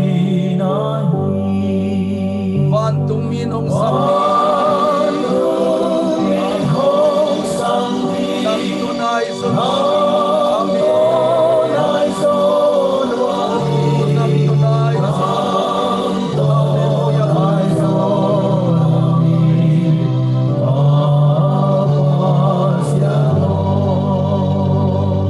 sa bang kabaka ni tumtaan. Amin. Wami alas wang tumbek kalukang. Amen. Hallelujah. Kamang hong nai nuami. Amen. Hallelujah. Nang tunay sa nuami. Amen. Oh, karabariya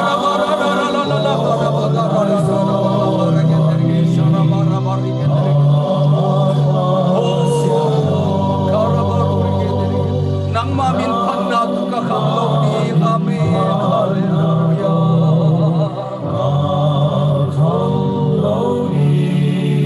Kada nating pasyan pananing ni Amen.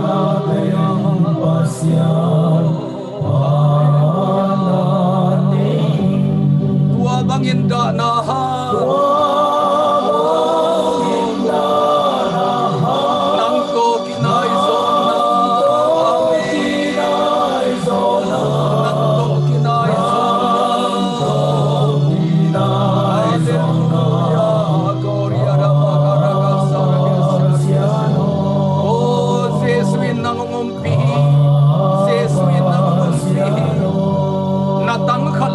Mayna pasian nang kiangang pahi natang khalai tang mayin topan nang ngopi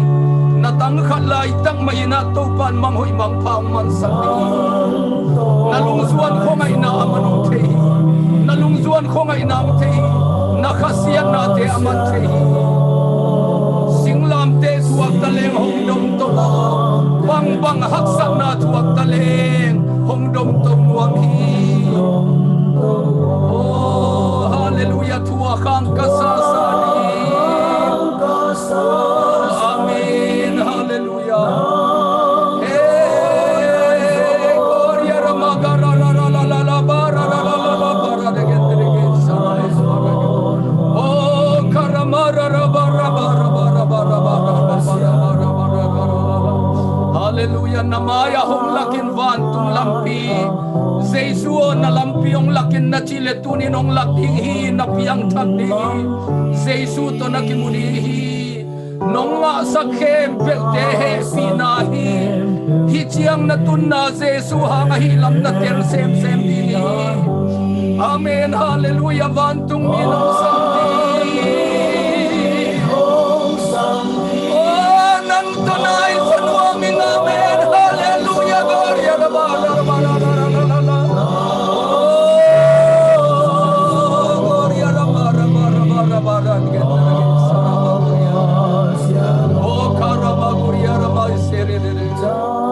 Sakubang kabaka ni tumta.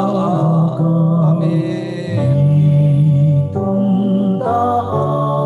Wamiala suang tumbek kalukama nahaksat pelay tak may naman ng hungtay.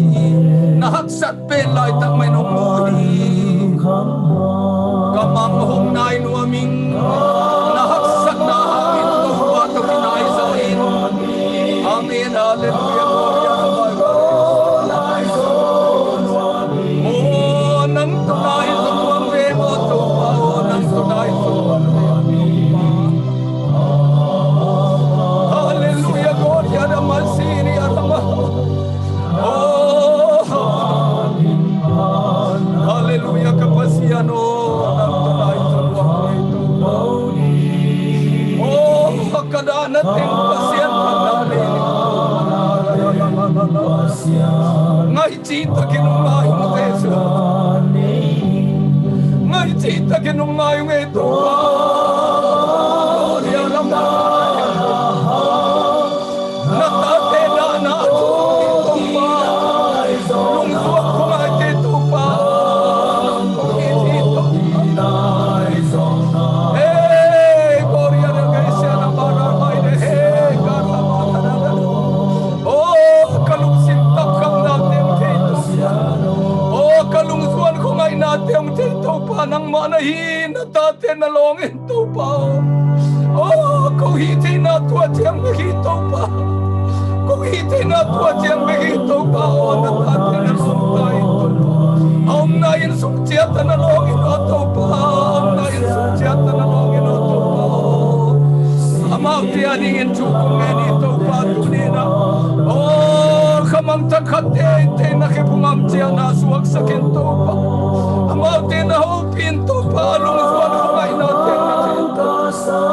hey gloria na gansiya na magarabigan hallelujah kapasian gloria na magarabigan hallelujah gloria na gansiya na magarabigan ang iluwang ito pa ang iluwang ito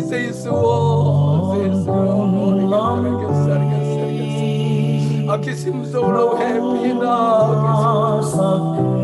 oh kapasian oh na happy na lian lomeo pa na happy na lian lomeo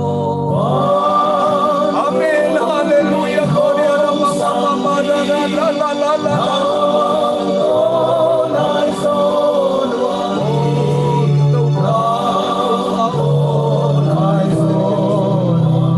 oh kapasian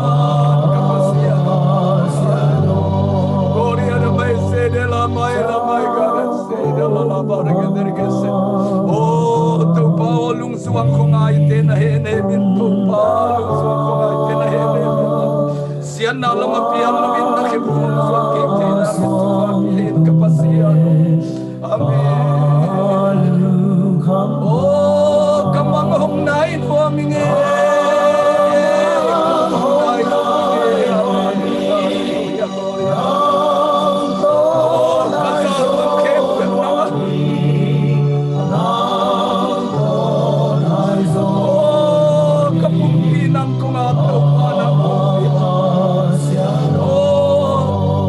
sunale kamangteng nangon nangahiyen to oh kazal mangkhen pezong nangmat to kesay mangbe kitay no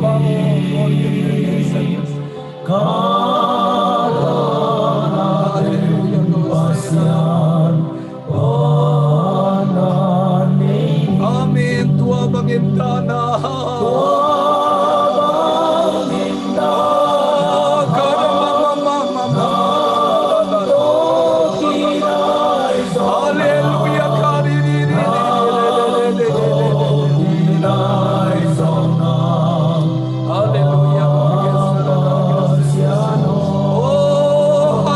nakiablayin sa kamtin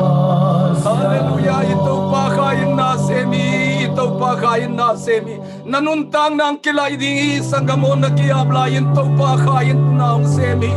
nalungsim kempe na atin to pa ang lon na tang na ngadi alianzo na muring sesu nung chihi alianzo tuzingin ng musabi amen hallelujah gloria rabagara amen hong dom tomin asang zoa amen hallelujah hallelujah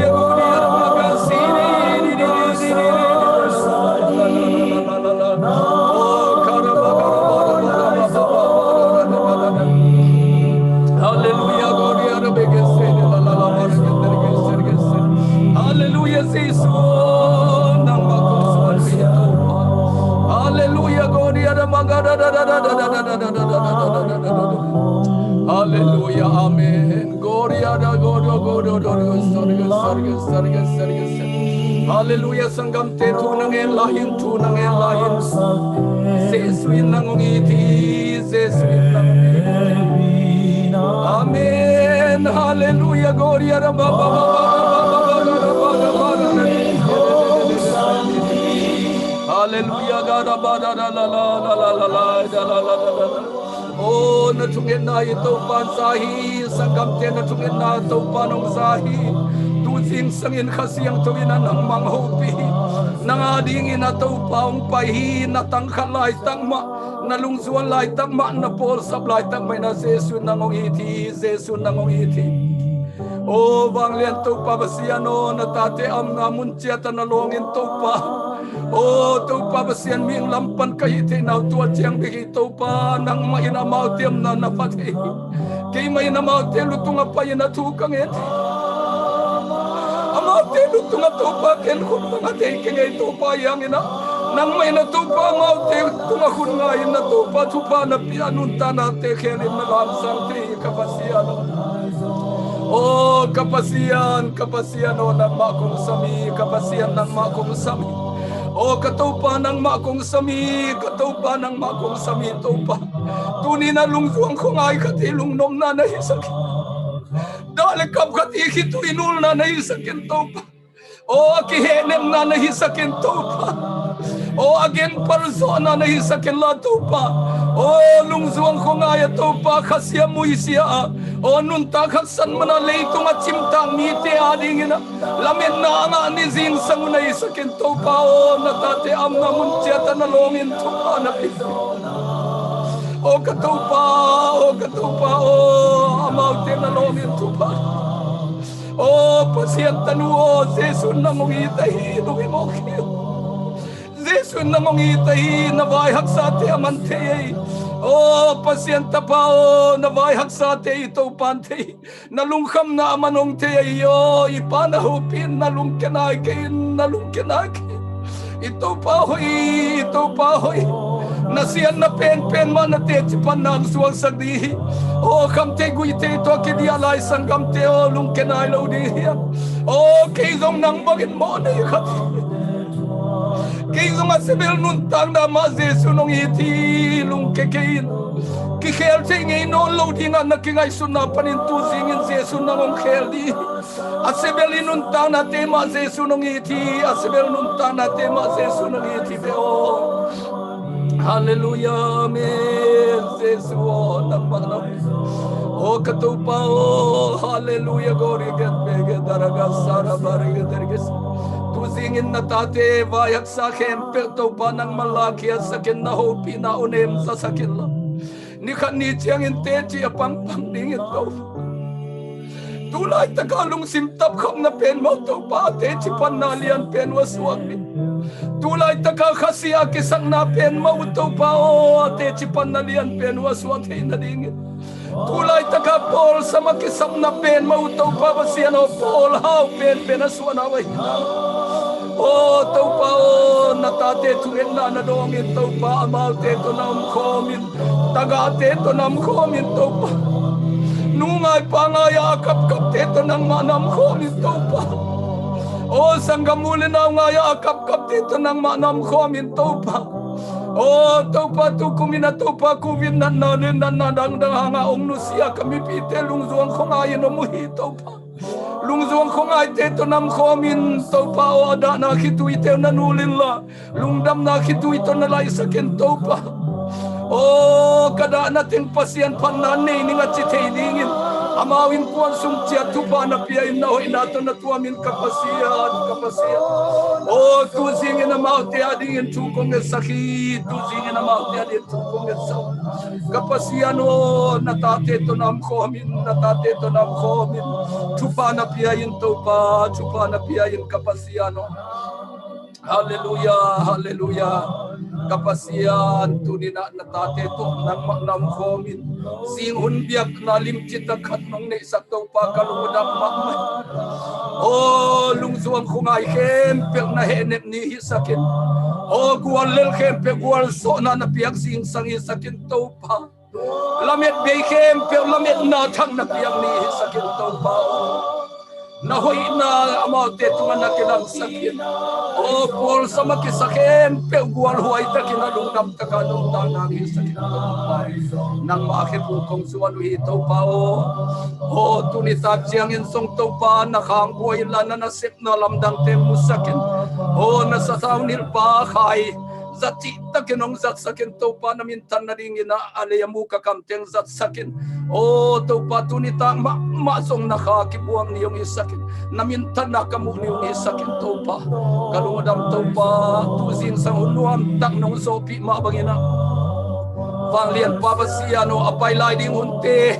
nang manung kel sakilang so pi illa ni tang ma chiang ina nakha ong boki ta in china lungdam na kowin Jesu Christ min to thu ko ngeni kabia kabil wang lian to pa pasiano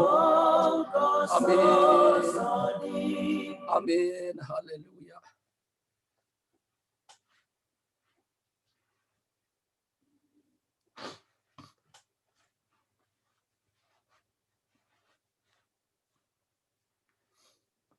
utenaute to pa khayana ikru sei ongum pi ma hi nane ngai na ngai nau na naute Jesu amu na nguna ni tak chiang ena ong zon in pasien mi zat pa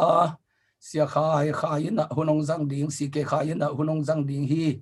igama to pa na sathawung nil sakhang no pasien mi zat ong khan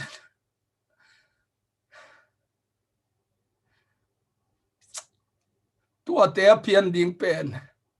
tu hun beka ka gen hi lo hi kanung zui katim te na kathunget na tam ve pi zai to pa ke go kin zo lo hi namizat kagam panunong piang sakin to pa chia kathunget tam ve pi to panung za tu hun chiang ena nidang zain ke ka ha no lo hang to pa hangina ong din pi ding thang khek ding to pa na khang no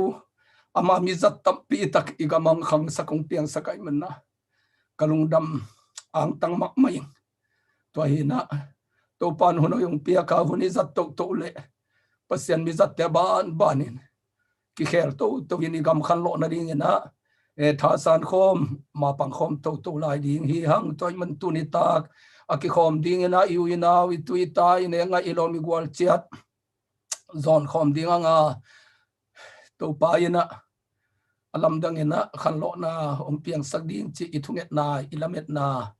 hingia te lom te lungdam ma hange leitung kam tuam pana ong ki khom khem pe te le anung chiang ina ana en lai ding te khem pe tunga zong pasianin akhang bua hen la zako banga na lung kham na chimo na ki sak pen na khem pe gwal zo na to pol ni ching sai na tot ki ding te chi na pan na ding ong suak sak ta hen chi na gam sung gam pua pana ong ki khom khem pe ito pa Jesu i na to ong itina na vek piu na na khutu ong lening